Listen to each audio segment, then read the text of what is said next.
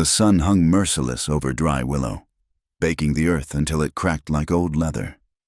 Clara Hart counted the horses in the paddock for the third time that morning, hoping the number might somehow change. 23, down from 40 last spring, before the drought and the debts began piling up like tumbleweeds against the fence posts. "Clara," her mother's voice carried from the house. "Sheriff's riding up the trail." Clara's stomach tightened. She wiped her hands on her worn calico dress and stepped out from the stable's shade. Sure enough, Abel Crow's distinctive black stallion kicked up dust clouds as it approached. The sheriff sat tall in his saddle, silver badge catching the light like a warning. "Miss Hart." He touched his hat brim, dismounting with practiced ease. His smile was too white, too wide. "You're looking lovely despite this heat." "Sheriff Crow." Clara kept her voice neutral. "What brings you out here?" "Can't a man visit his intended without cause?" His pale eyes swept over the ranch, taking inventory. "Though I do have news. Railroads confirmed they'll be laying track through the northern valleys come fall." Clara's hands found the fence rail, gripping tight. The northern valleys meant her water source, her best grazing land. That's our land." "Not if you can't pay the taxes. It isn't." Crow moved closer, close enough that she could smell the pomade in his hair. "But that's why I'm here. Clara, marry me, and all those worries disappear. The railroad men listen to me. I can make sure they take a different route. I need time to—" "Time's a luxury you don't have." His smile never wavered. "Think about your mother. This place is all she has left of your father." After Crow left, Clara harnessed the wagon with shaking hands. They needed salt from town, and staying busy was better than dwelling on impossible choices. The 15-mile journey to Dry Willow proper usually calmed her nerves. But today, every bump in the trail felt like a countdown.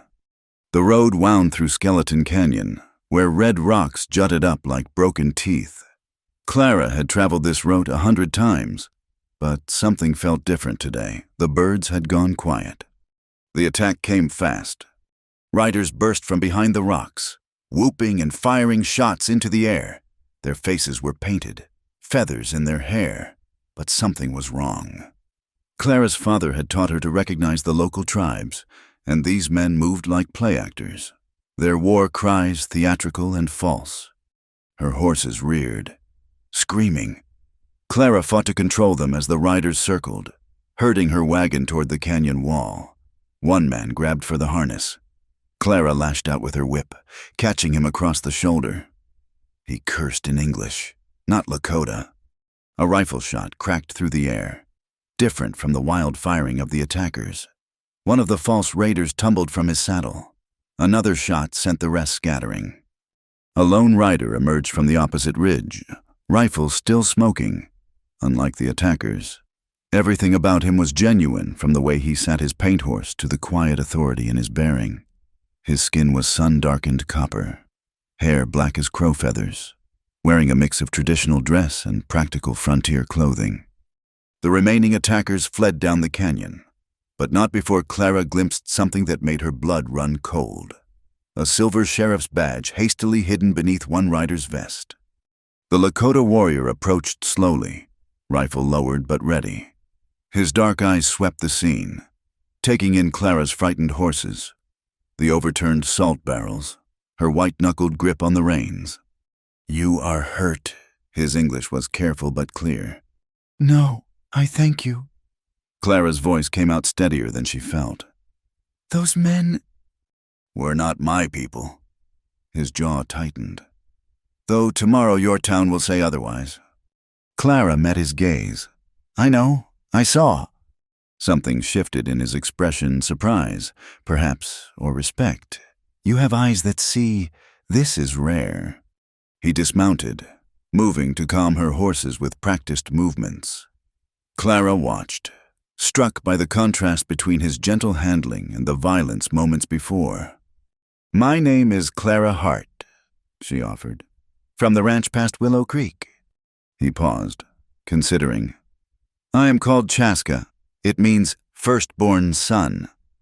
Why did you help me? Because what is right does not change with the color of one's skin.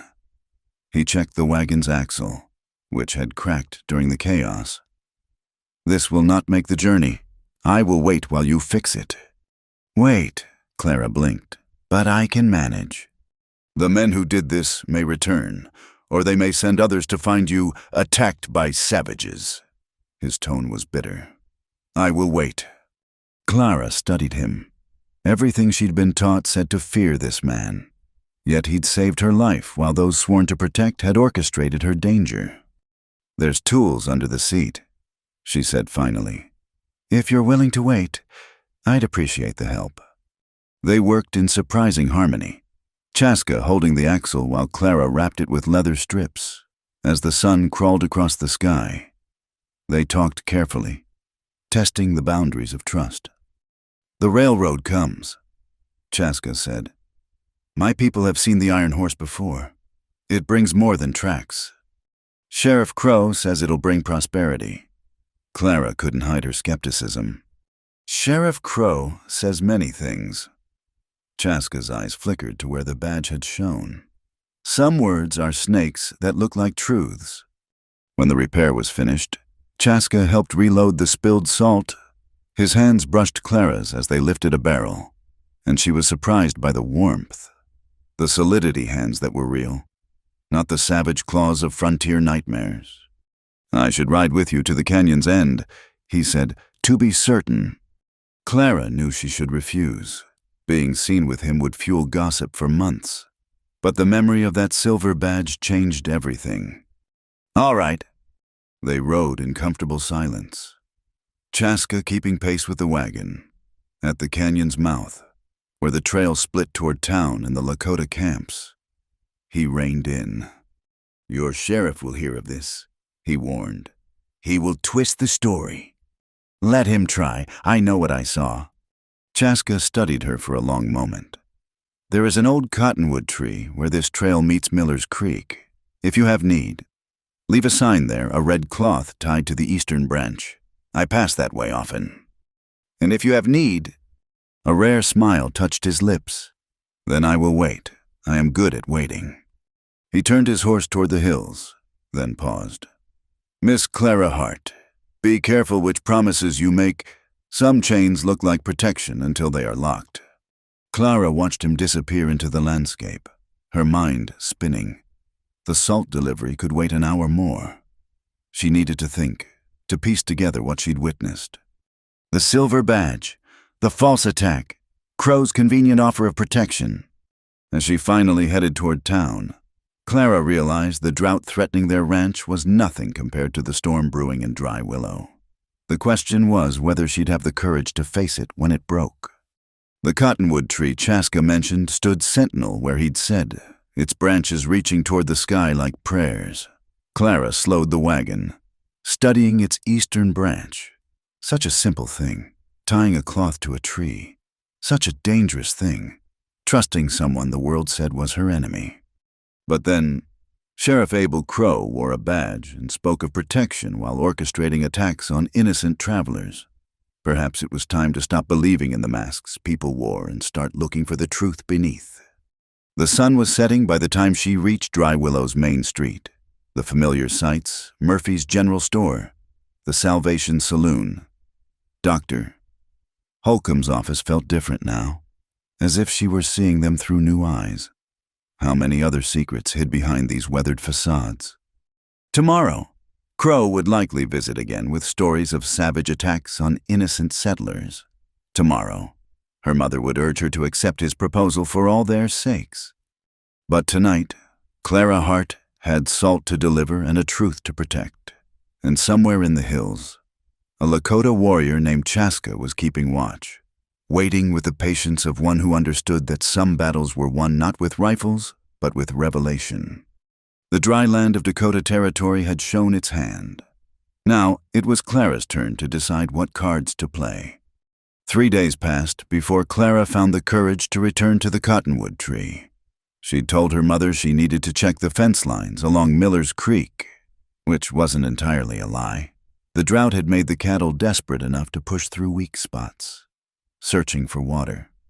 In her saddlebag, wrapped in oilcloth, she carried a small bundle medicine herbs from her garden and a leather cord she'd braided herself. Nothing that would raise suspicion if found, but valuable enough to convey gratitude. The cottonwood stood unchanged, its leaves rustling in the hot wind. Clara circled it slowly, looking for signs.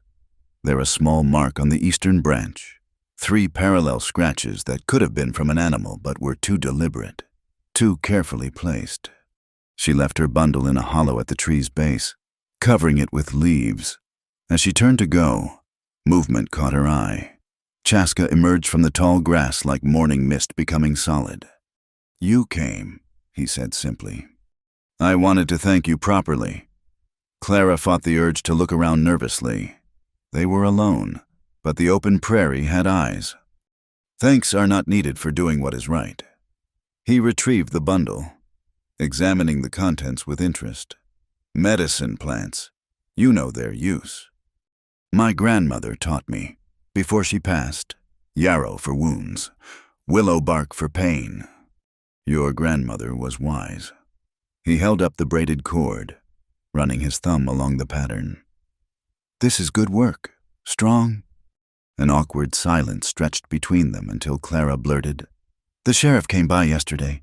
He's spreading stories about the attack, saying a war party is threatening travelers." Chaska's expression darkened. How many believe him? Too many. He's got people scared, talking about forming a militia. Clara hesitated, then added, "But some are asking questions. Noah Pike, he runs cattle north of us. He mentioned the attackers' horses wore shoes. Said he'd never seen Lakota warriors riding shod horses." "Noah Pike thinks with his head, not his fear." Chaska moved to his horse, pulling something from a leather pouch. "There is more you should know. The buffalo herds that feed my people, they grow smaller. Not from our hunting, but from men who kill for sport, taking only tongues and hides, leaving the rest to rot." He handed her a piece of paper, creased and stained. Clara unfolded it carefully. It was a flyer advertising grand buffalo hunts from the railroad, promising passengers the chance to shoot from train windows. "This is horrible," Clara breathed. "It is strategy." Chaska's voice was flat. "Kill the buffalo, kill the Indian. The railroad brings more than iron tracks." Clara folded the flyer, tucking it away. "My friend Noah mentioned seeing surveyor marks near your people's winter camping grounds. Is that why some young warriors grow angry?" "Yes." Chaska watched the horizon. "My chief, Redleaf, counsels patience. He says anger makes us blind, causes us to strike at shadows while real enemies plan in daylight.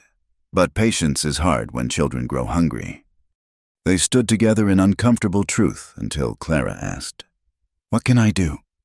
Chaska studied her. "Why would you do anything?"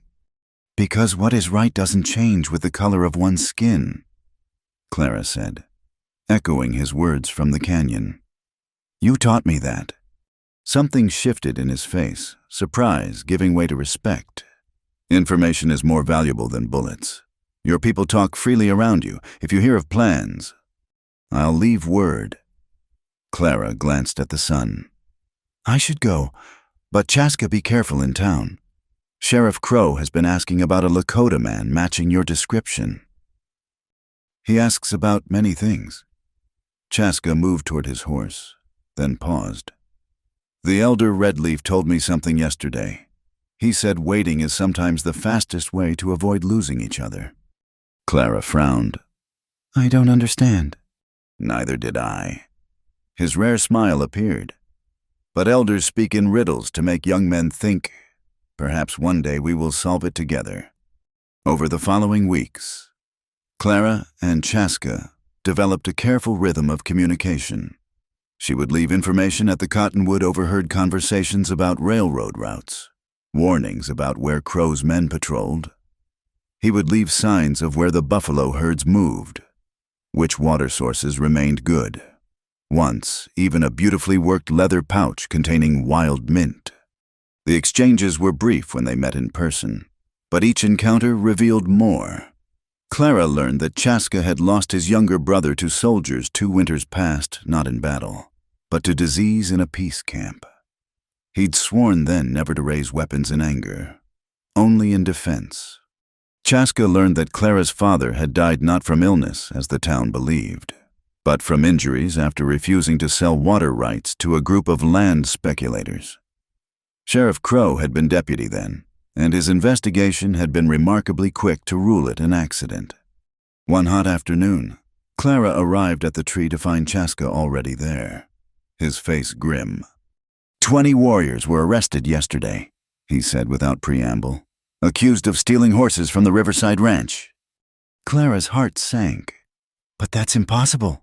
I was at Riverside last week helping with their books. They hadn't lost any horses. Tell that to the men in chains. Chaska's control slipped, showing the fury beneath. Your sheriff says they confessed. After being questioned, how? Clara's mind raced. We need proof they're innocent. If I could look at the ranch records, compare them to what was reported. No, the word came sharp. You risk too much already. And your people risk everything. Clara stepped closer. You can't fight this alone. Chaska, let me help. He turned away, struggling with something. When he faced her again, his expression was carefully neutral. Red Leaf wishes to meet you. Clara blinked. Meet me, but... He says any woman who risks her reputation to warn of false raids deserves to be heard in council. Chaska's voice dropped. It is a great honor and a great danger. When? Tomorrow night, new moon. He gave her directions to a meeting place. Come alone. If you choose not to, I will understand. The next evening, Clara told her mother she was staying with the widow Patterson in town, helping with a difficult birth. Instead, she rode through darkness to a grove of ash trees where Chaska waited with 2 other men. The Lakota camp was not what she expected. No war paint or savage chaos, just families around cook fires. Children playing despite the late hour, women working on hides and beadwork. It could have been any frontier settlement except for the language and the way conversations died as she passed. Redleaf was ancient, his face a map of years and wisdom. He studied Clara with eyes that seemed to see through flesh to spirit. So, he said in careful English, you are the woman who sees silver badges hiding in shadows. Clara met his gaze steadily. I see truth, Elder. Sometimes it wears a badge. Redleaf smiled. Chaska says you bring warnings. Why? Clara thought carefully. Because lies are like drought, they kill everything slowly. Truth is like rain. It gives life. The old chief laughed, a sound like wind through dry leaves. You speak like one of our storytellers. Very well. Clara Hart, tell me what rain you bring. For an hour, Clara shared everything she knew, the false raids, the railroad surveys, the invented horse thefts. Redleaf listened without interrupting, occasionally nodding to one of his advisors who would murmur in Lakota. When she finished, Redleaf was quiet for a long moment. Then he spoke. The young men wish to fight. They see war as the answer, but you show us another weapon truth spoken by white voices to white ears. This has value. He gestured to a woman who brought forward a bundle. For your courage, Redleaf said, and for your wisdom in knowing that waiting is not weakness. The bundle contained a shawl, beautifully woven with patterns Clara couldn't read but recognized as significant. She accepted it with both hands, understanding the weight of the gift. As Chaska escorted her back to the grove, he was unusually quiet. What troubles you? Clara finally asked. Redleaf sees something I missed.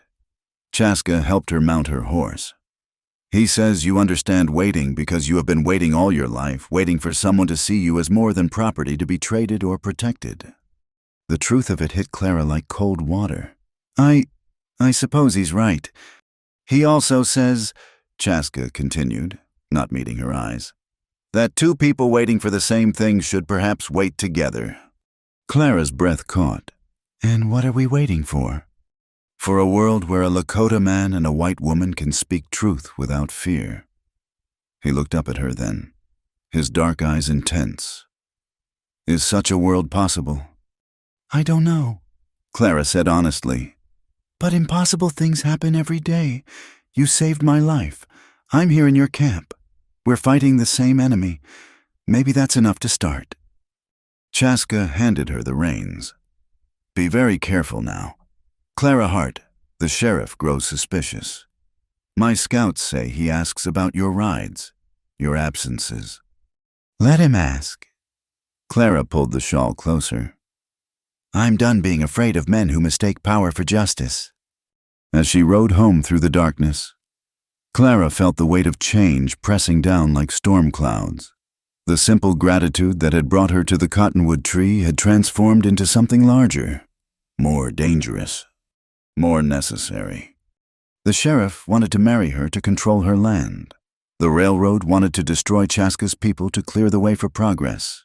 But in the space between their two worlds, beside a cottonwood tree, truth was growing like a stubborn plant in dry soil.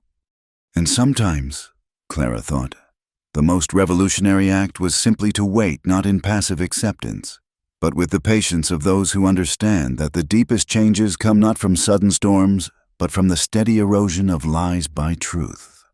The morning after the railroad surveyors arrived, 12 horses vanished from the Hartley Ranch. By noon, Sheriff Crow had already formed a posse, their faces grim with righteous anger. Clara watched from the general store porch as they rode past, rifles gleaming in the harsh sunlight. Mark my words. Mrs., Thornton said beside her. Those savages have gone too far this time. Clara bit her tongue. She'd seen the surveyor's camp the previous evening while checking her eastern fence line, a collection of tents and equipment wagons bearing the Missouri Pacific Railroad insignia. Mr. Sutter himself had been there, a thick-set man with cold eyes and soft hands, directing his men with sharp gestures. That night, unable to sleep, Clara slipped out to examine the scene. The Hartley Ranch bordered hers to the south, and she knew every trail between them. The official story claimed the horses had been driven north toward the Lakota camps, but Clara followed different tracks, fresh wagon ruts leading east, toward the railroad camp. By lantern light, she found what Crow's investigation had somehow missed horseshoe prints deliberately altered with crude iron attachments, designed to leave marks resembling unshod hooves. One attachment had broken off, leaving clear evidence of the deception. Clara pocketed it, her hands trembling with the weight of proof. The next day brought more theater. A young Lakota boy, no more than 14, was dragged into town by 2 of Crow's deputies. His face was bloodied, one eye swollen shut. They claimed he'd been caught with a bridle from the stolen horses. Sister Maeve O'Rourke pushed through the gathering crowd. The Irish nun had served as a battlefield nurse during the war and brooked no nonsense from anyone, badge or not. That boy needs medical attention, she declared, already moving toward him. He'll get justice first, Crow said, blocking her path. Justice? Maeve's green eyes flashed. Since when does justice leave children bleeding in the street? Clara watched the boy sway on his feet, saw the fear beneath his attempted bravery. Without thinking, she stepped forward. Sister Maeve is right. Whatever he's accused of, he deserves treatment. Crow turned his pale gaze on her. Careful, Miss Hart. Some might wonder why you're so concerned about savage welfare. Some might wonder, Clara said steadily, why a thorough lawman missed the wagon tracks leading east from the Hartley Ranch, not north. The crowd murmured. Noah Pike shifted closer, his weathered face interested. You suggesting something, Miss Hart? Crow's hand moved to his gun belt. Clara felt the weight of the broken horseshoe attachment in her pocket, but revealing it now, in front of Crow, would be signing her own arrest warrant. I'm suggesting that injured children deserve care regardless of their race, if that's controversial. Perhaps we need to examine what kind of town we've become. Sister Maeve seized the moment, pushing past Crow to reach the boy. "Come along, child. Let's see to those wounds." She shot a look at the deputies. Unless someone wants to explain to the bishop why his missionary was prevented from her Christian duty. The crowd parted reluctantly. As Maeve led the boy away, Clara caught his eye. He mouthed something in Lakota she didn't understand, but his meaning was clear, thank you. That evening, Clara found a red cloth already tied to the cottonwood's eastern branch. Chaska emerged immediately, his usual caution abandoned. "The boy, is he safe? Sister Maeve has him at the mission. She won't let anyone near him." Clara pulled out the broken horseshoe attachment. "But Chaska, look at this." He examined it in the fading light, understanding dawning. "They disguised their theft to blame us." "It's worse than that. I think Sutter's men took those horses to sell to the railroad camps further east. Your people are just convenient scapegoats." Clara paused. "The boy, what's his name?" "Joseph Crow Feather, my cousin's son." Chaska's jaw tightened. "He was gathering herbs for his grandmother when they took him. The bridle they found on him was planted, I know." Clara touched his arm without thinking, then pulled back. "We need to get this evidence to someone who can use it. Not Crow, obviously, but maybe the federal marshal in Yankton." "No." Chaska shook his head. "You don't understand. The boy isn't the point. He's bait." Clara frowned. "Bait for what?" "To make us react. Some of our young men already speak of raiding the jail. If they do, Crow has his excuse to call in the army." His voice was bitter. "Then the railroad gets cleared land, and no one asks questions about missing horses or dead Indians." The brutal calculation of it made Clara's stomach turn. "So what do we do?" "We," Chaska studied her. "This is not your fight. Clara Hart." "Yes, it is." The words came fierce and certain. "When they use lies to steal and kill, when they turn neighbor against neighbor, that's everyone's fight." Something shifted in Chaska's expression. "Redleaf was right about you." Before Clara could ask what he meant, horses approached. They barely had time to separate Chaska, melting into the shadows, while Clara pretended to adjust her saddle before Noah Pike rode into view. "Evening, Miss Hart." Noah touched his hat. "Bit late to be riding alone."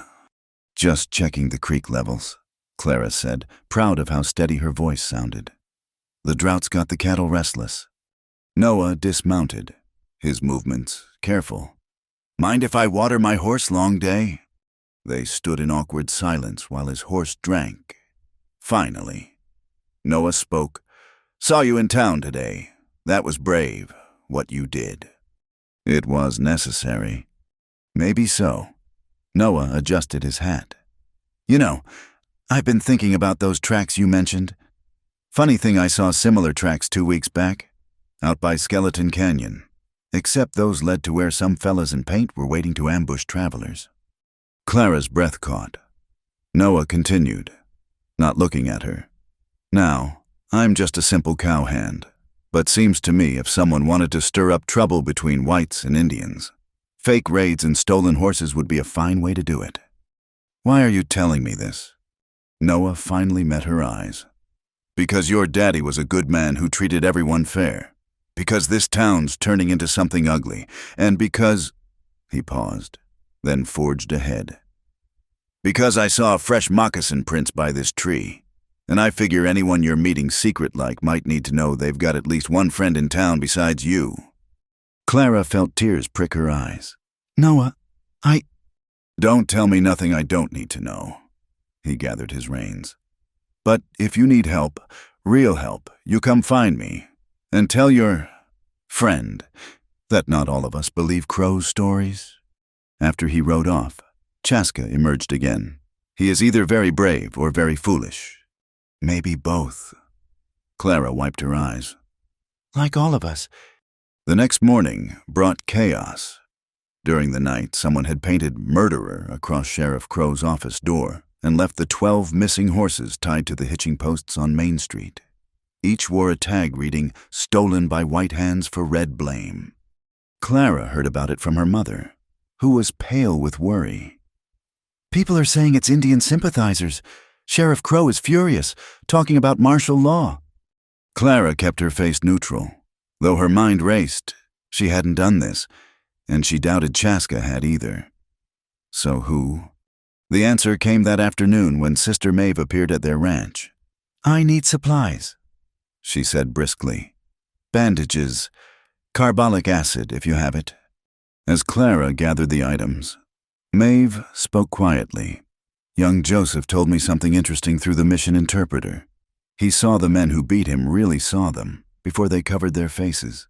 One had a tattoo on his wrist, a railroad spike crossed with a hammer.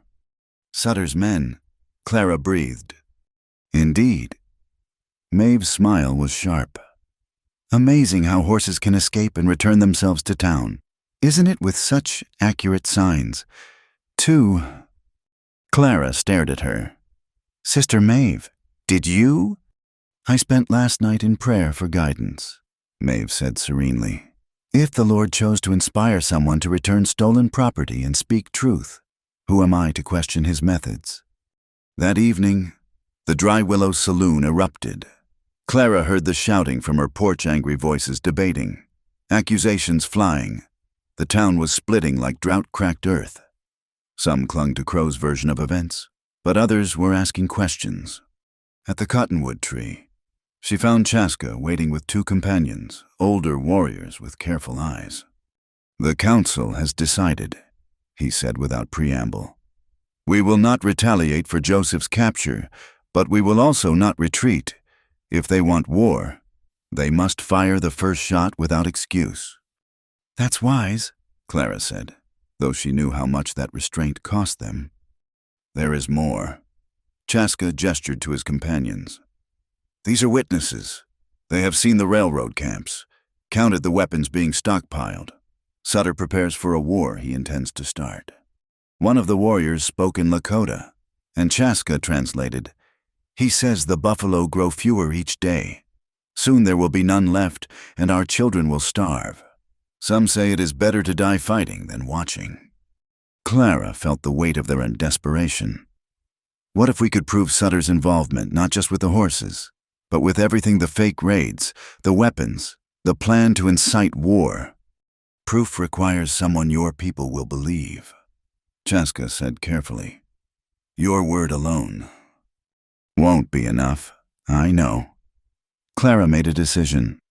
But I'm not alone anymore. Noah Pike will help. Sister Maeve already is. There are others people who remember when this town stood for something besides fear and greed. And if you fail, if Crow silences you? Clara met his eyes. Then at least we tried. That's what your elder meant. Isn't it about waiting being the fastest way not to lose each other? He meant sometimes you have to risk everything to keep what matters. Chaska was quiet for a long moment. Then he reached into his pouch and pulled out a small bundle. From Redleaf, he said. He said you would understand when the time came. Inside was an eagle feather and a note in careful English. Truth flies higher than lies, but sometimes it needs warriors to carry it. As Clara rode home, the feather tucked safe in her jacket, she felt the ground shifting beneath her. The careful balance of lies that held Dry Willow together was cracking. Soon it would shatter entirely, would. The question was whether truth would rise from the ruins, or whether they'd all be buried beneath them. The dust storm struck without warning. Clara had been helping evacuate families from the path of a grass fire when the western sky turned an ugly brown-yellow.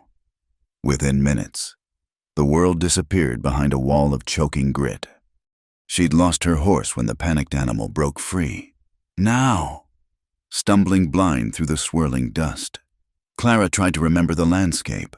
The fire had started near the railroad camp, suspiciously close to where Lakota families had been gathering wild turnips. Another convenient accident. Her foot caught on something and she fell hard, skinning her palms. The wind howled like a living thing, driving sand into every exposed inch of skin. Clara pulled her shawl, the one Redleaf had given her, over her face and crawled forward, searching for any shelter. Strong hands caught her shoulders. Through the chaos, she heard Chaska's voice. "This way! Hold on to me!" He guided her through the storm with sure steps, one arm around her waist, the other extended forward. Clara clung to him, trusting his knowledge of the land. Time lost meaning in the brown darkness until suddenly they ducked low and the wind's shriek diminished. They were in a shallow cave beneath an overhang, barely large enough for 2 people.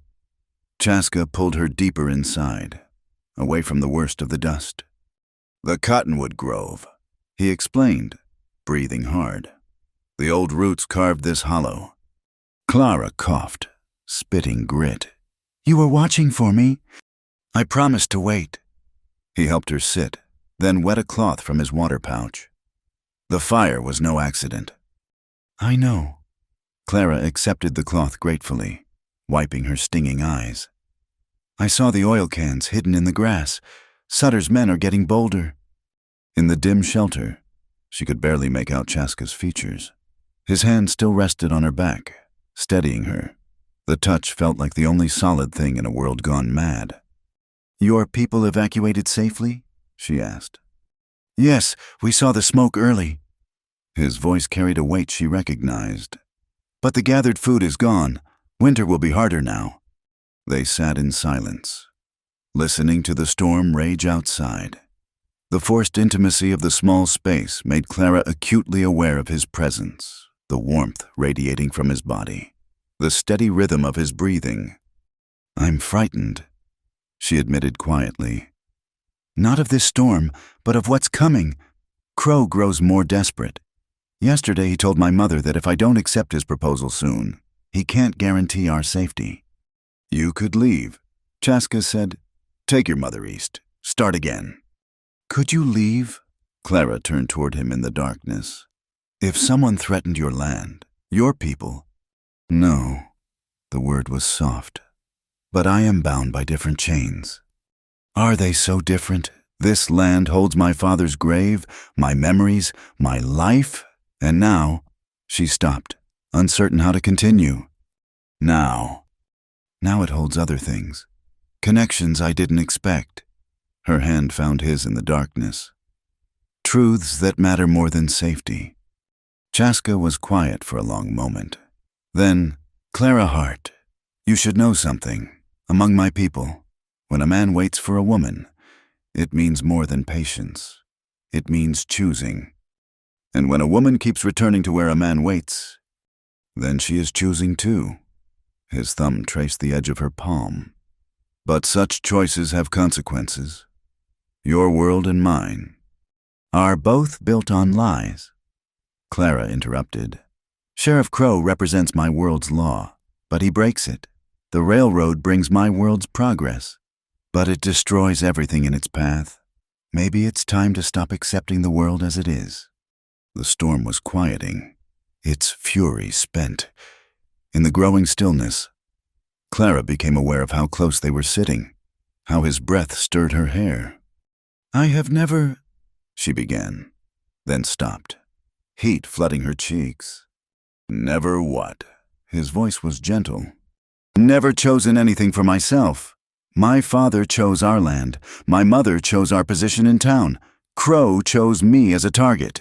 But this being here with you, this is mine." Chaska shifted, turning to face her fully. Weak light filtered through the dust, enough to see his expression. "You honor me with your trust. But Clara, I need you to understand. If this becomes more, there is no place in either of our worlds that will accept it. Then we make our own place." The words came from somewhere deep, somewhere certain. Isn't that what the frontier is supposed to be, a place for new beginnings? He cupped her face with one hand, thumb brushing away dust from her cheek. "You are braver than any warrior I know." "I'm not brave," Clara whispered. "I'm just tired of being afraid." The space between them disappeared. His kiss was gentle at first, a question more than a statement. Clara answered by leaning into him, her hands finding the solid warmth of his chest. The storm, the danger, the impossible future, all of it faded against the simple truth of this moment. When they pulled apart, both breathing unsteadily. Chaska rested his forehead against hers. This changes everything. Yes, Clara agreed. It does. They stayed in the shelter as evening fell, talking in quiet voices, not about passion or promises, but about real things, fears and hopes, dreams deferred and duties accepted. Clara told him about finding her father's body, about the weight of being responsible for her mother's safety. Chaska spoke of his brother's laughter, of the ceremonies he could no longer perform because the sacred grounds were now railroad property. I used to think the worst thing was losing our land, he said. But it's not. The worst thing is losing ourselves, becoming what they expect us to be, either tame Indians or savage ones, but never just people. The same trap they set for women, Clara observed. Be a proper lady or a fallen woman, but never just human. As full darkness fell, Chaska stood. The storm has passed. I should take you back. Not yet. Clara caught his hand. I need to say this while I have courage. What happened here? What we chose, I want you to know it wasn't impulse or rebellion. I've been choosing you since that day in the canyon. Every message left, every risk taken. It's all been choosing you. He knelt beside her again, taking both her hands. Then know this among my people. Love is not separate from respect. What we share here is not taking, but giving. Not conquering, but joining. Do you understand? Clara thought of all the warnings she'd heard about savage desires and fallen virtue. None of them had mentioned this, the careful tenderness, the patient asking, the mutual choosing. I understand, she said, and I choose this. Choose you. Whatever comes after. They sealed their words with touch gentle, exploring, sacred in its newness. In that small shelter carved by ancient roots, two people from different worlds found a space where those differences dissolved. Not forever, perhaps, but for these precious hours while the night held the prairie in its embrace. Later, Chaska walked her to where the settlement lights flickered. Before they parted, he tied something around her wrist, a band of braided leather with a single blue bead. So you remember, he said, that waiting sometimes leads to finding. Clara touched the band, then reached up to pull a ribbon from her hair, the red one she'd worn since the day they met. So you remember, she echoed, that some things are worth any risk. As she walked home through the darkness, Clara felt the weight of change settling over her. Not shame or fear, but a quiet certainty. She had given her first trust, her first choice, her first love to a man the world called enemy, and she had found that love was nothing like she'd feared, not conquest or surrender, but a meeting of equals, a sharing of strength. The cottonwood grove stood behind her, keeping its secrets. Ahead, the lights of home beckoned. Between them, Clara walked with new purpose. The storm had passed, but she carried its power within her now, the knowledge that sometimes the most revolutionary act is simply to choose love over fear, truth over safety, connection over isolation. Tomorrow would bring new challenges, Crow's threats, Sutter's schemes, the town's judgment. But tonight, she had chosen for herself, and in choosing, she had discovered that she was not property to be protected or traded, but a woman capable of shaping her own destiny. The blue bead caught moonlight as she moved, a small promise against the vast darkness, somewhere in the night. A Lakota warrior carried a red ribbon and waited with patience born of hope, and in the space between their worlds, love grew like grass after rain, unexpected, resilient, and absolutely real. The whispers started at Sunday service. Clara felt them like needles as she walked down the church aisle with her mother's sidelong glances, hands raised to cover moving lips, a sudden hush that followed their steps. Chin up, Mira Hart murmured, but Clara heard the strain in her mother's voice. Mrs.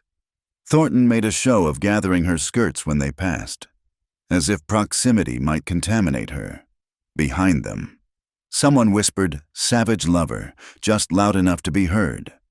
After service, Reverend Mills approached, his face grave. Mrs. Hart, Miss Clara, a word. They followed him to the vestry, where Sheriff Crow waited, hat in hand but authority in every line of his body.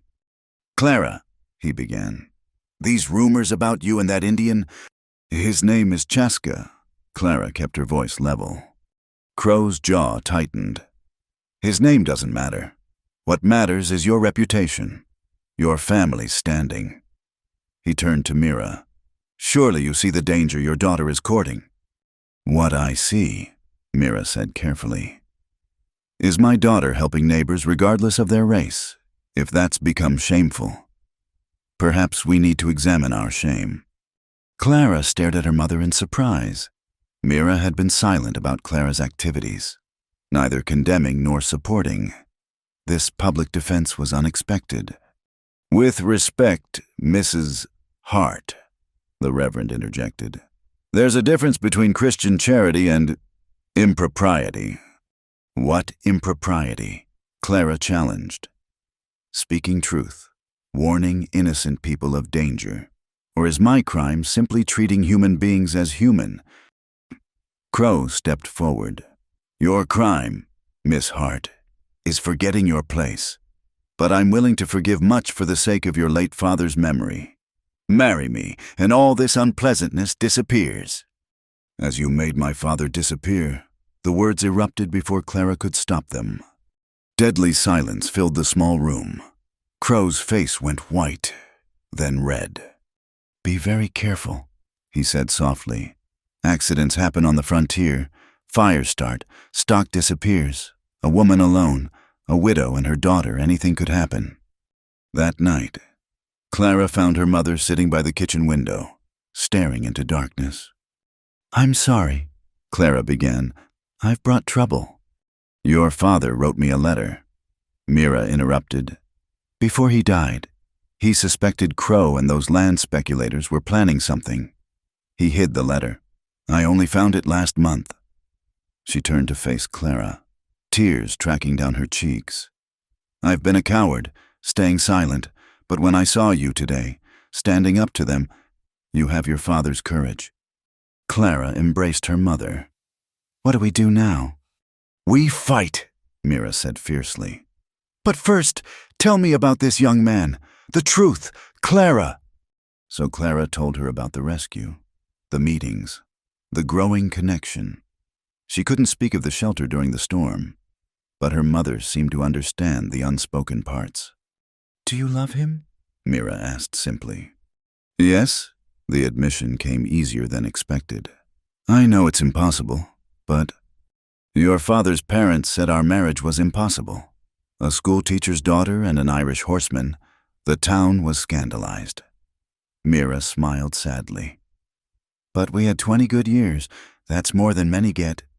3 nights later, Clara woke to the smell of smoke. "Fire!" Noah Pike's voice rang out. "Fire at the Hart place!" Clara and Mira rushed outside to find the barn ablaze. Neighbors appeared with buckets, forming a line from the well. But the drought had lowered the water table. They could only watch as the structure collapsed, taking with it their winter feed supply. In the ashes at dawn, Clara found what she expected, a piece of melted silver, recognizable as part of a badge despite the damage. "Crow's warning," Noah said quietly, appearing at her shoulder. "But he made a mistake. My cousin works at the blacksmith shop. Says Crow brought in his badge 2 days ago, claimed it was damaged in a scuffle, had a replacement made. Will your cousin testify to that?" Noah nodded. "Him and others. Folks are getting tired of living in fear." He paused. "Sister Maeve wants to see you. Says it's urgent." At the mission, Clara found Maeve tending to an elderly Lakota woman and translating for a young Army lieutenant. "Ah, Clara." Maeve didn't look up from her work. "Lieutenant Morrison, this is Miss Hart. She has experience with the local situation." The lieutenant was young, earnest-looking. "Miss Hart, I'm with the Inspector General's office, investigating reports of corruption in the railroad land grants. Sister Maeve suggested you might have information. Clara glanced at Maeve, who gave an almost imperceptible nod. I might, Lieutenant, but first, I need to know, are you here to enforce the law or to enforce Sheriff Crow's version of it? Morrison flushed. I took an oath to uphold justice, Miss Hart, not to protect corrupt officials. Over the next hour, Clara laid out everything: the false raids, the stolen horses, the forged evidence against the Lakota. She showed him the broken horseshoe attachment, the melted badge piece. Morrison took notes, his expression growing grimmer. This is serious, he said finally. But I need more than artifacts. I need witnesses willing to speak officially. You'll have them, Clara promised. As she left the mission, one of Chaska's friends intercepted her, a young warrior named Robert Tallbear, who sometimes scouted for the army. Chaska sends word, he said urgently. Sutter planned something for tomorrow. Many men with guns gathering at the railroad camp. Clara's blood ran cold. Can you get a message to Lieutenant Morrison? Tell him to watch the railroad camp tonight. Tallbear nodded and vanished. That evening, as Clara and her mother salvaged what they could from around the burned barn, unexpected visitors arrived. 3 wagons full of Lakota families, led by Redleaf himself. We hear you have lost your winter storage, the elder said through his interpreter. We bring what we can spare. Clara watched in amazement as they unloaded preserved foods, dried meat, gathered roots, gifts from people who had little to those who had stood with them. This is too much, Mira protested, but Redleaf raised his hand. Your daughter risked much for truth. Truth speakers must eat through winter to continue speaking. His eyes found Clara. The warrior Chaska sends also this message. The cottonwood remembers those who shelter beneath it. Clara understood. During the storm, in that small shelter, they had found more than physical refuge. As the Lakota families prepared to leave, shots rang out. Crow and a dozen armed men surrounded the wagons. Well, well, Crow drawled. Indians stealing from white folks again. Or maybe, his eyes found Clara, conspirators meeting to plan more mischief. They brought gifts, Mira said loudly, to replace what the fire took. Fire you probably set yourself for sympathy. Crow signaled his men. Arrest them all. We'll sort out truth later. Stand down, Sheriff. Lieutenant Morrison emerged from the darkness with a squad of proper army soldiers. These people are under military protection pending my investigation. Crow's face twisted. You have no authority. I have a federal warrant. Morrison held up the paper. For your arrest, Sheriff Crow, conspiracy to defraud the government, incitement of violence, and suspected murder. The standoff stretched taut. Some of Crow's men shifted nervously, calculating odds. Then Noah Pike stepped out from behind a wagon, rifle ready, followed by several other townsmen. Seems folks have chosen sides, Noah said calmly. Crow's hand hovered near his gun. For a moment, Clara thought he might draw. Then he smiled, cold and sharp. This isn't over, he promised. The railroad needs this land cleared. One soldier boy won't stop progress. As Morrison's men led Crow away, Clara felt no relief. He was right, this wasn't over. But for tonight, truth had won a small victory.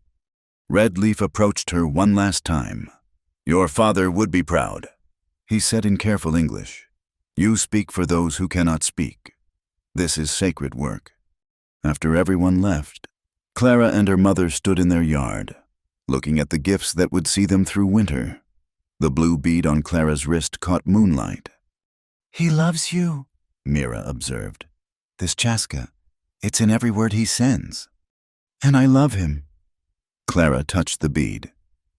But love isn't enough. Is it not against railroads and prejudice and progress? Maybe not, Mira agreed. But it's a start.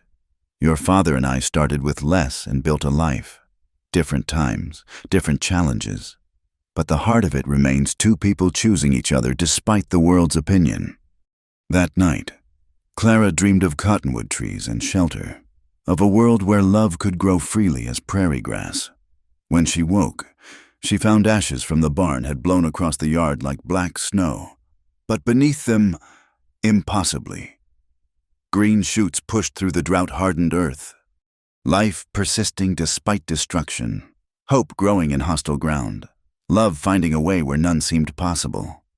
The battle for Dry Willow was far from over. Sutter remained. The railroad still pressed forward, and Crow had powerful allies. But something had shifted in the night when neighbors stood together, when truth spoke louder than fear. Clara touched the blue bead again and made her choice.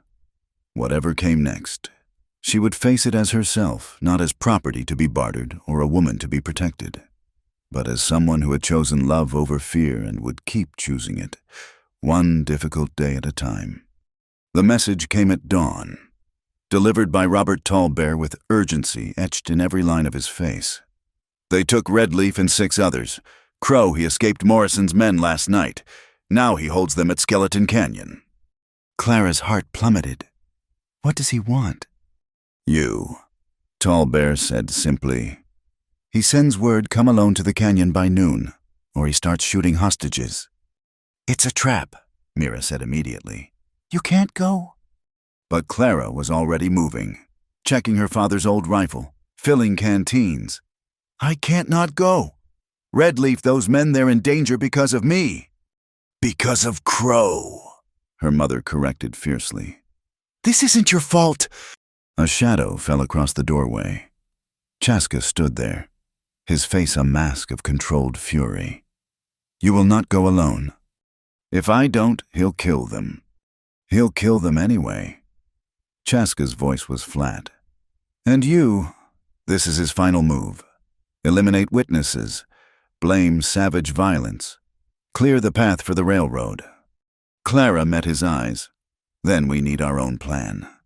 Within an hour, they had gathered in Noah Pike's barn Lieutenant Morrison, Sister Maeve, Noah himself, and 3 of Chaska's warriors. Morrison looked haggard. His small squad had been searching for Crow all night. He has maybe 15 men, Morrison reported, hired guns from the railroad, plus some locals he's convinced of Indian treachery. They're fortified in the canyon. The same canyon where he staged the first false attack. Clara noted. He's returning to the beginning. Poetic justice, he probably thinks. Noah spat.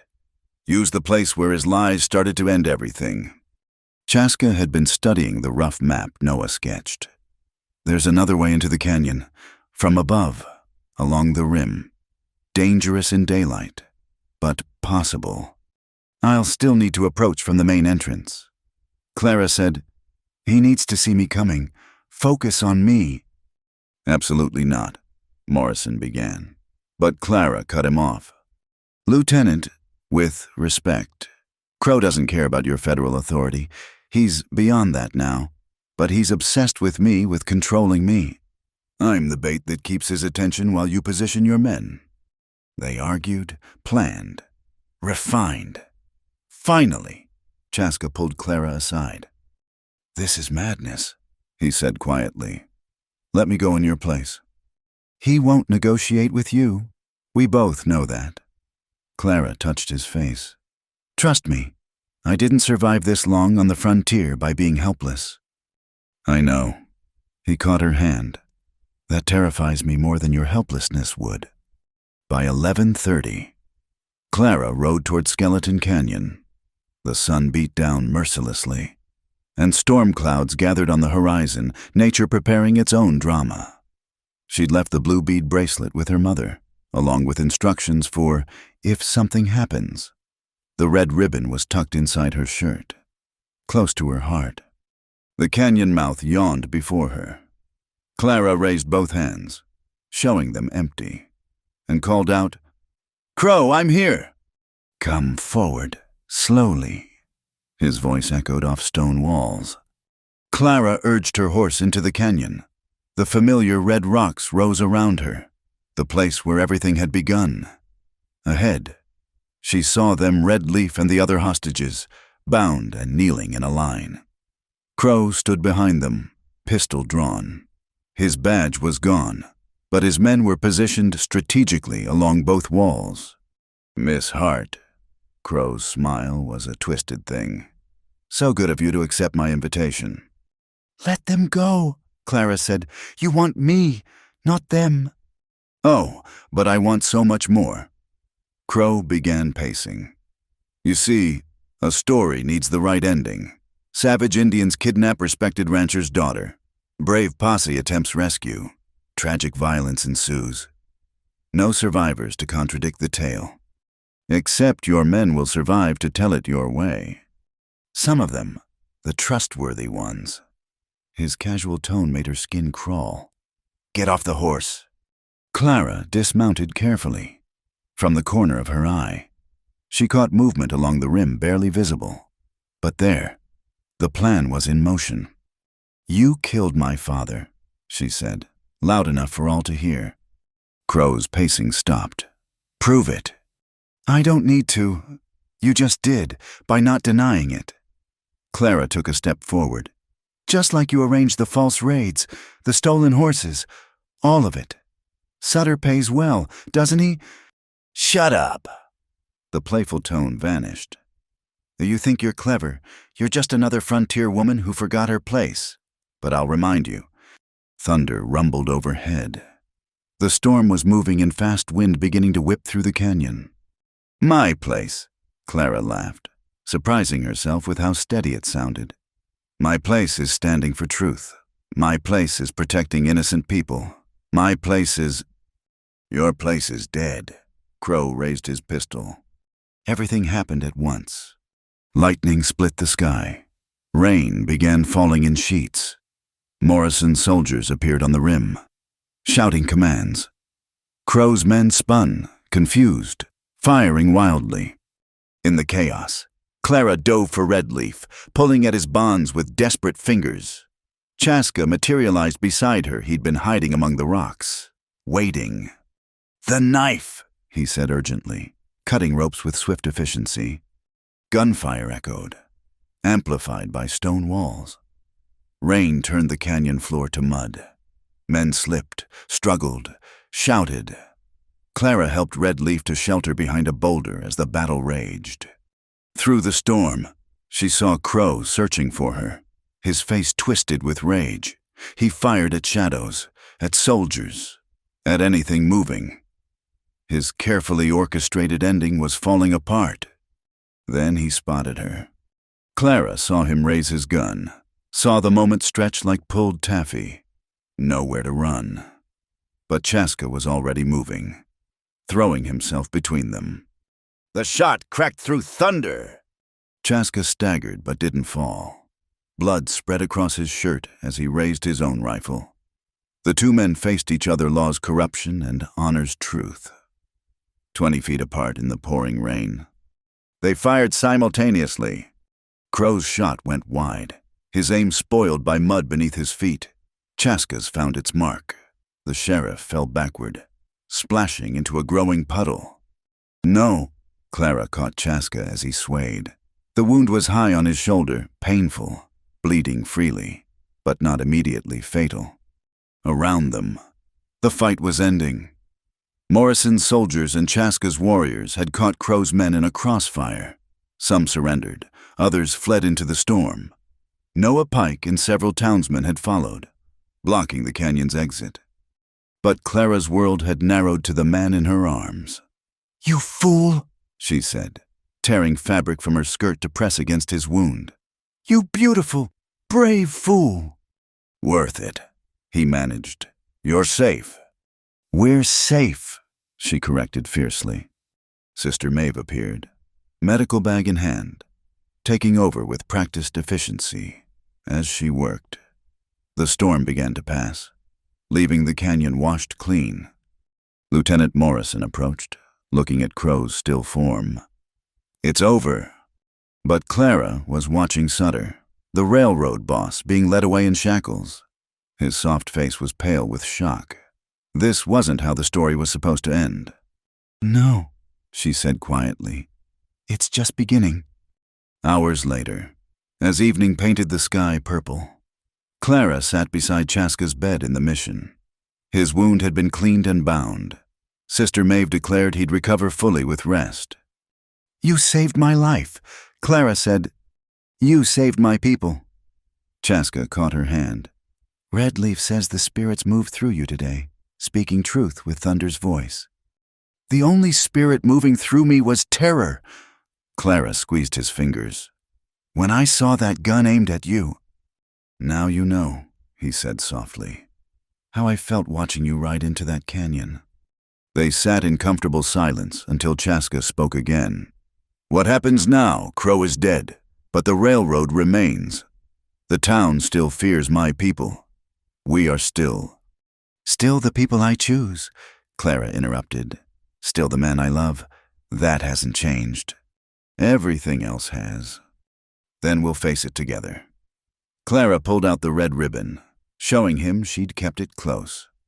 Remember what Redleaf said about waiting being the fastest way not to lose each other? I think I finally understand. It's not about waiting for the right moment. It's about waiting through the wrong ones, holding on until the world catches up to what we already know. Chaska smiled, the expression transforming his face. You would make a good philosopher. I'll stick to ranching and teaching and maybe building bridges between peoples who've forgotten they're all human. Ambitious. Necessary. Clara leaned down to kiss him gently. Rest now. Tomorrow we start the real work. As she left the mission, Clara found the town transformed. News of the canyon battle had spread. Some citizens looked at her with newfound respect, others with uncertainty. The old order had cracked, but what would replace it remained unwritten. Her mother waited on their porch, the blue bead bracelet in her hands. You're safe, Mira breathed, embracing her. We're all safe, for now. Clara looked toward the horizon where the storm had passed. But, Mama, there's so much work ahead. The railroad will send others. The government will want inquiries. And Chaska and I will face whatever comes, as your father and I did. Mira fastened the bracelet around Clara's wrist. One day, one choice, one act of courage at a time. That night, Clara stood where her barn had burned, looking at stars revealed by the storm's passing. The land stretched endlessly in all directions, harsh, beautiful, demanding, like love, like truth, like the future she and Chaska would build from the ashes of old lies. Somewhere an owl called, and another answered. Even in darkness, life persisted in finding its match. Clara smiled and went inside to plan tomorrow's work. There were wounds to heal, bridges to build, and a world to change one stubborn heart at a time. The abandoned church at Miller's Crossing had seen better days. Wind whistled through gaps in the walls, and morning light filtered through holes in the roof. But on this day, it served as a frontier courtroom, packed with townspeople, Lakota families, and Lieutenant Morrison's soldiers maintaining order. Judge Theodore Blackwood, a circuit judge from Yankton, sat behind a makeshift bench, 2 sawhorses, and a barn door. He was a small man with sharp eyes that missed nothing. This is highly irregular. Sutter's lawyer, Mr. Cornelius Ashford from St. Louis, protested for the 3rd time, holding proceedings in a ruins, mixing civilian and military jurisdiction. Mr. Ashford. Judge Blackwood interrupted. Given that the proper courthouse was mysteriously burned 2 nights ago, we make do. As for jurisdiction, federal crimes on federal territory fall under federal authority. Now, shall we proceed? Clara sat in the front row between her mother and Sister Maeve. Across the aisle, Chaska rested on a bench, his shoulder still bandaged but his presence steady. Redleaf and the other former hostages filled the rows behind him. Call your first witness. The judge ordered Morrison, who was acting as prosecutor. I call Sister Maeve O'Rourke. The Irish nun took her place with dignity, her testimony precise and damning. She presented the injured Lakota boy, Joseph Crowfeather, the forced confessions, the medical evidence of beatings. She spoke of patterns injuries consistent with torture, not capture. Noah Pike followed, producing the ledger he'd kept documenting false reports, altered horse tracks, meetings between Crow and Sutter's men. His cousin from the blacksmith shop confirmed Crow's badge replacement just before the barn fire. Then Clara took the stand. "Miss Hart," Morrison began, "please tell the court about the first attack in Skeleton Canyon." Clara's voice was steady as she recounted that day the theatrical war cries, the glimpse of a silver badge, Chaska's intervention. She produced the broken horseshoe attachment, explaining its purpose. "Objection," Ashford stood. "How can we trust the word of a woman who consorts with savages, who by all accounts has taken an Indian as her—" "Mr. Ashford." The judge's voice could have frozen July. "Finish that sentence and I'll hold you in contempt. The witness's personal associations do not invalidate physical evidence." Clara continued, presenting the railroad flyer about buffalo hunts, the melted badge fragment from her barn fire, pages from her father's journal expressing fears about Crow and land speculators. When Ashford cross-examined, he tried to paint her as a hysteric, a woman driven by inappropriate desires to betray her own people. Clara met each insinuation with calm facts, until even some of Sutter's hired men began shifting uncomfortably. The testimony continued for hours. Lakota witnesses spoke through interpreters about raids on their camps that coincidentally preceded each Indian attack on whites. Soldiers testified about finding railroad company weapons in Crow's possession. Finally, Sutter himself took the stand. The railroad boss had lost his comfortable demeanor. Sweat beaded on his forehead despite the cool morning. "Mr. Sutter." Morrison approached with documents. "These are telegraph communications between you and your superiors, seized from your office. Would you read the marked passage?" Sutter's hands trembled as he read, "Indian problem requires immediate solution. Local sheriff amenable to our needs. Authorize additional funds for security measures." And this reply from Kansas City. Sutter's voice dropped to barely audible. "Proceed as discussed. Progress demands sacrifice. Ensure no trails lead to company." The courtroom erupted. Judge Blackwood gavelled for order as the implications sank in. The railroad company had authorized and funded false flag attacks to clear land. During a recess, Clara found herself face to face with Mrs. Thornton, the woman who'd snubbed her at church. "I owe you an apology," the older woman said stiffly. "I believe the stories. I feared them because I was told to fear them." "Fear is a powerful weapon," Clara replied, "but truth is stronger." When court resumed, the defense made its case claims of protecting civilization, of savage threats requiring extreme measures, but each argument crumbled against the weight of evidence. As the sun reached its zenith, Judge Blackwood called final witnesses. Redleaf stood with quiet dignity, speaking through an interpreter. "This man," he indicated Sutter, "speaks of progress, but what progress is not justice, not peace, only greed wearing the mask of civilization." He turned to address the mixed crowd. "We are not enemies by nature. We become enemies when lies divide us. Today, truth speaks. Let all with ears hear it." The judge's ruling was swift and decisive.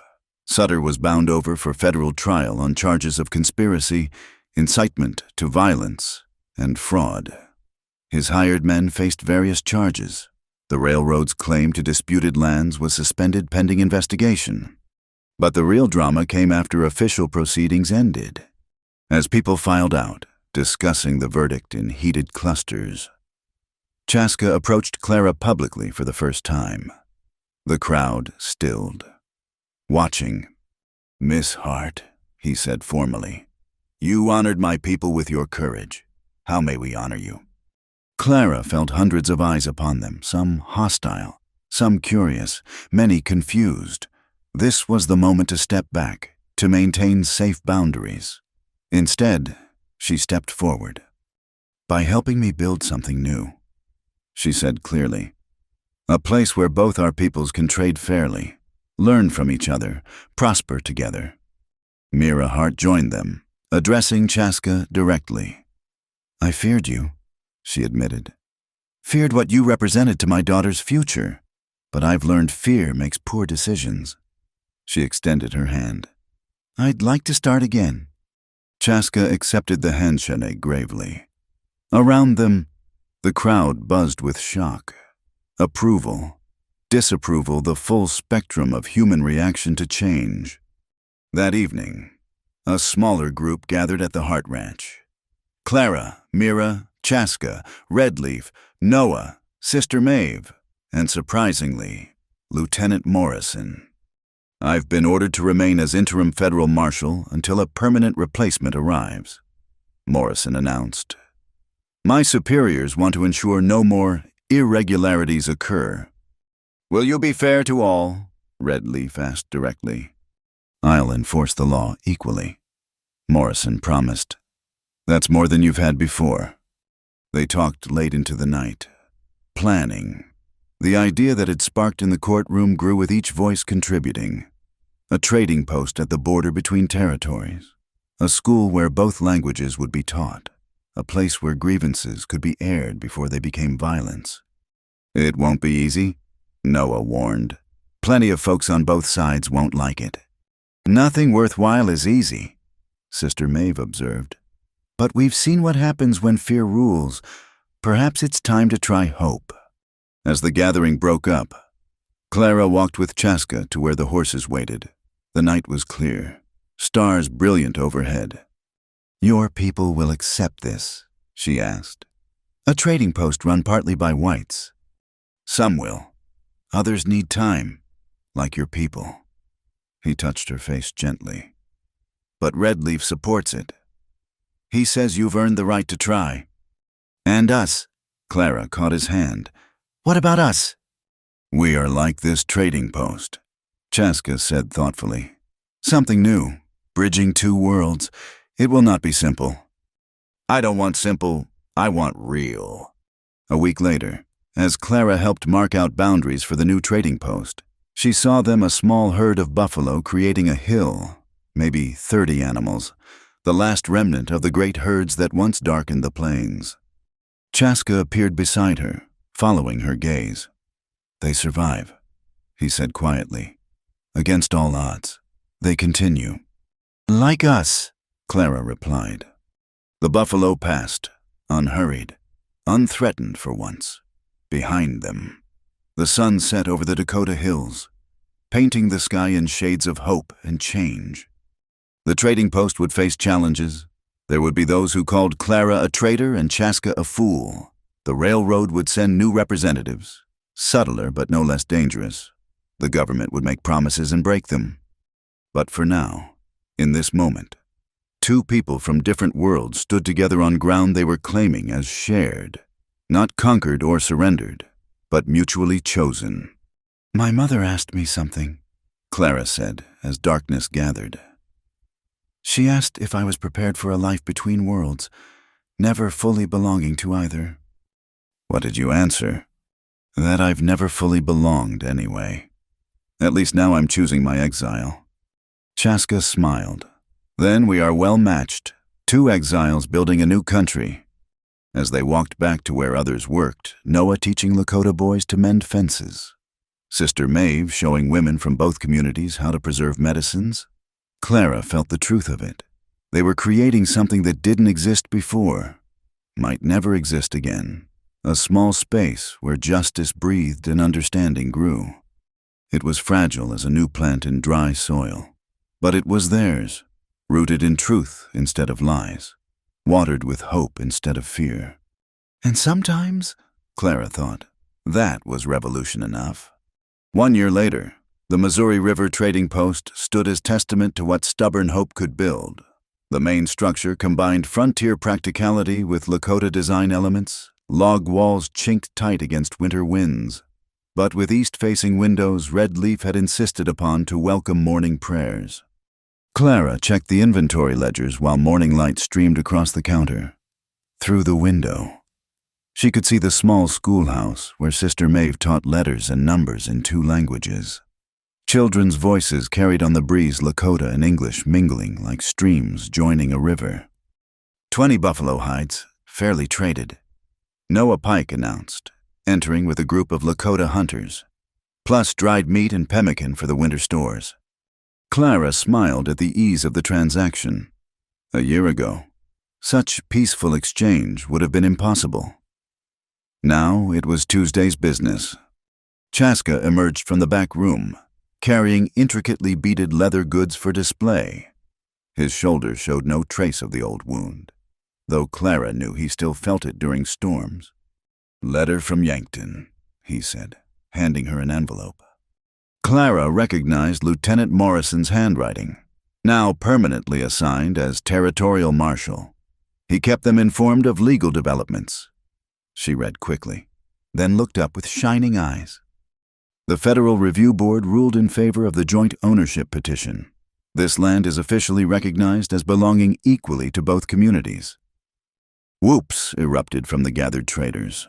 Even the normally stoic hunters smiled.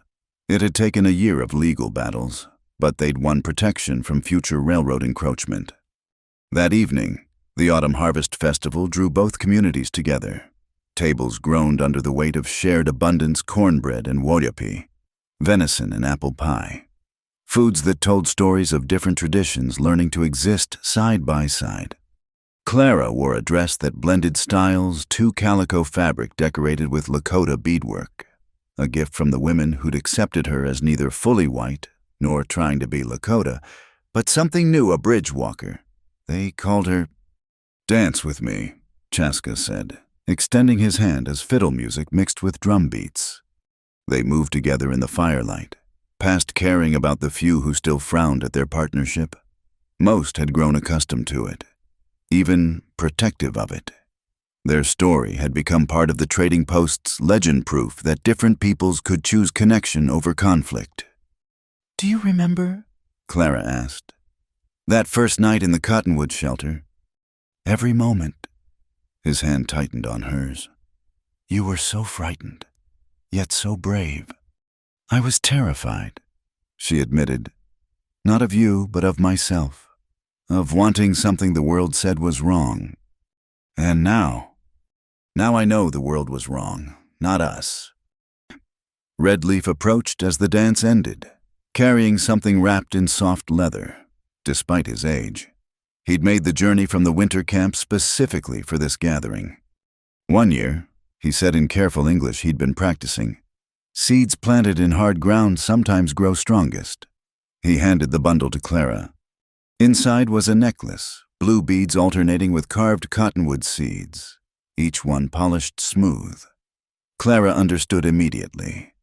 The cottonwood that had sheltered them, the seeds of change they'd planted.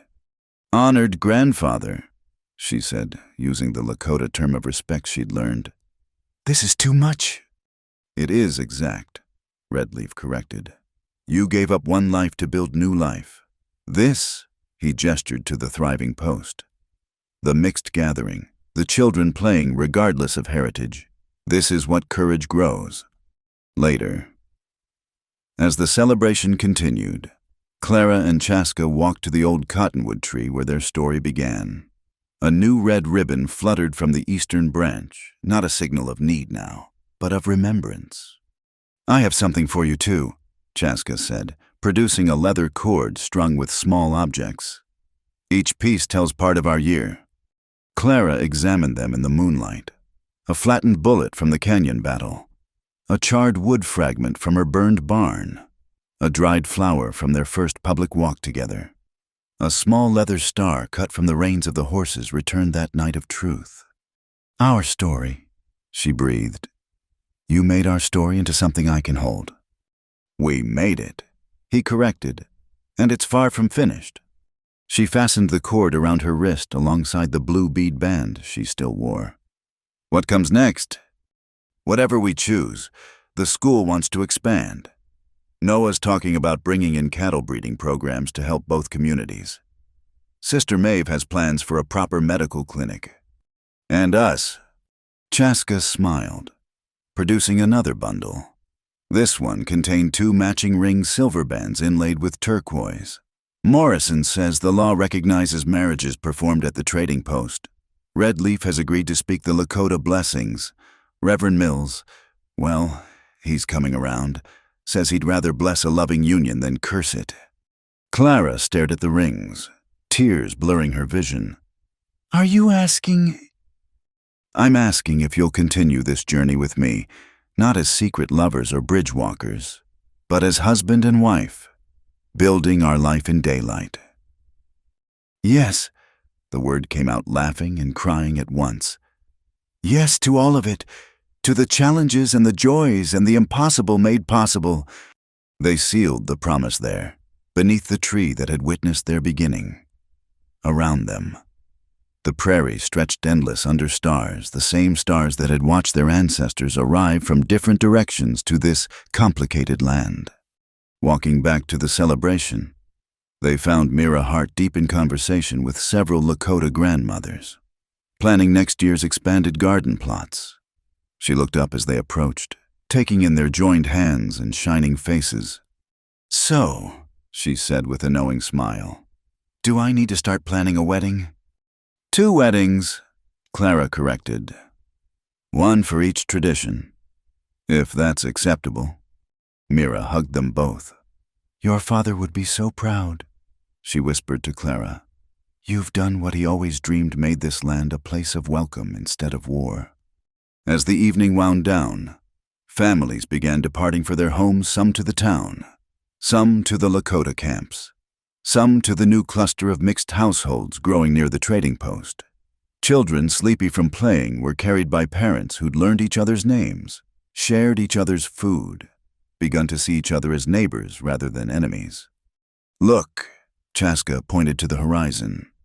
In the last light, a small herd of buffalo grazed on the protected lands, the survivors that had found sanctuary.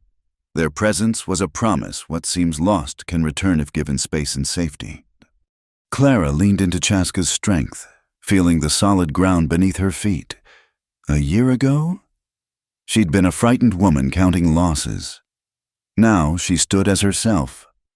Teacher, trader, bridge between worlds, and soon-to-be wife to a man who'd shown her that love was nothing like she'd feared. Love was patient waiting. Love was dangerous truth-telling.